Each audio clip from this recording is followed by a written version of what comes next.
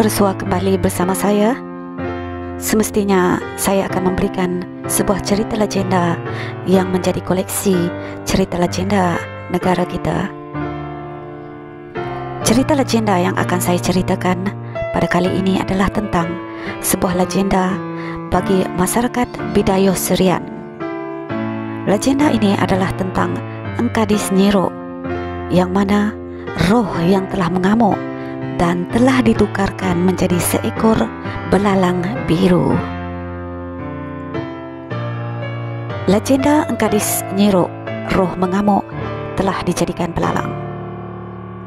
Dalam masyarakat Bidayuh Serian, Engkadis Nyiro adalah sejenis belalang kecil yang mana di bahagian badannya berwarna biru. Walaupun penampilannya menarik dan cantik, ia mempunyai kisah legenda yang berkaitan dengan adat istiadat lama masyarakat Dayak pada masa lalu.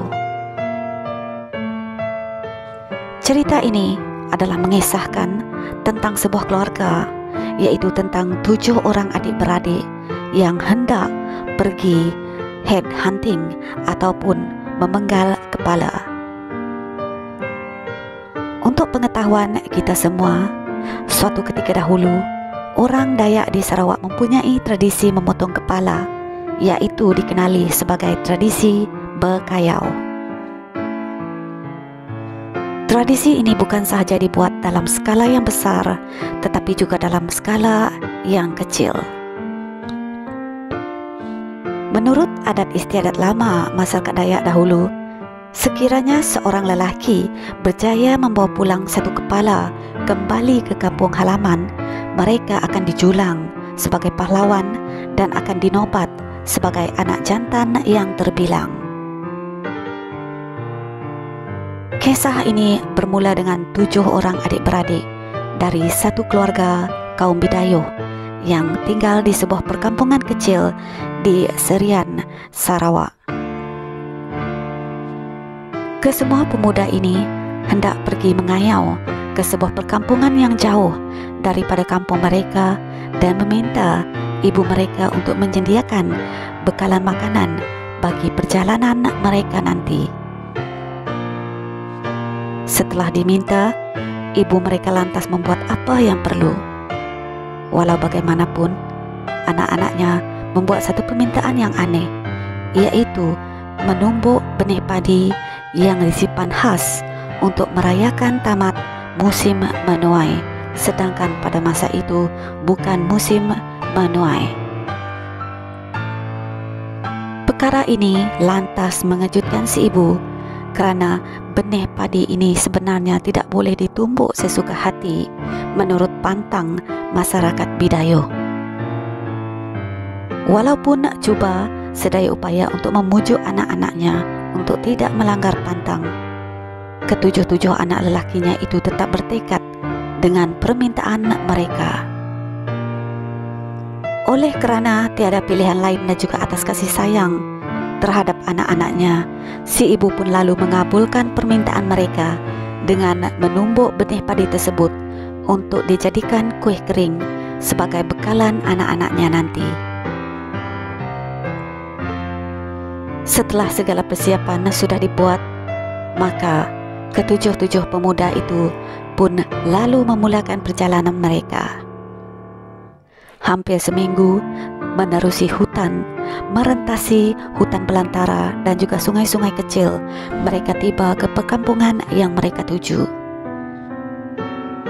Kehadiran mereka di kampung itu tidak diketahui oleh penduduk perkampungan berkenaan kerana niat mereka untuk mengayau. Setelah menemui sebuah tapak yang tidak jauh dari kampung itu, mereka lalu mendirikan perkemahan mereka agar dapat memantau dan juga mengintip aktiviti penduduk perkampungan terbabit. Oleh kerana mereka hanya 7 orang, mereka hanya dapat menyerang dalam senyap serta mengayau secara kecil-kecilan. Walau bagaimanapun, kesabaran mereka untuk menanti hari yang sesuai untuk menyerang semakin nipis oleh kerana keletihan dari perjalanan yang jauh Coba kita bayangkan perjalanan yang mengambil masa seminggu dengan berjalan kaki, merentasi hutan belantara dan meredahi sungai-sungai. Hendak dijadikan cerita. Serangan adik-beradik terhadap kampung itu secara mengejut dan tanpa perancangan mereka, maka ia telah membawa malang kepada mereka. Walaupun mereka berjaya memenggal kepala seorang remaja di ruai rumah panjang itu, tindakan mereka telah dikesan oleh penduduk rumah panjang tersebut. Kekecohan dan juga teriakan yang telah dibuat oleh para wanita di rumah panjang itu menyebabkan kesemua penduduk kampung berkumpul untuk menyerangi adik-beradik terbabit. Dalam keadaan yang huru-hara untuk menyelamatkan diri, ketujuh-tujuh adik-beradik itu telah terjatuh ke dalam perangkap penduduk kampung. Lalu tidak lama kemudian kepala mereka terus dipenggal sebagai hukuman atas perbuatan mereka.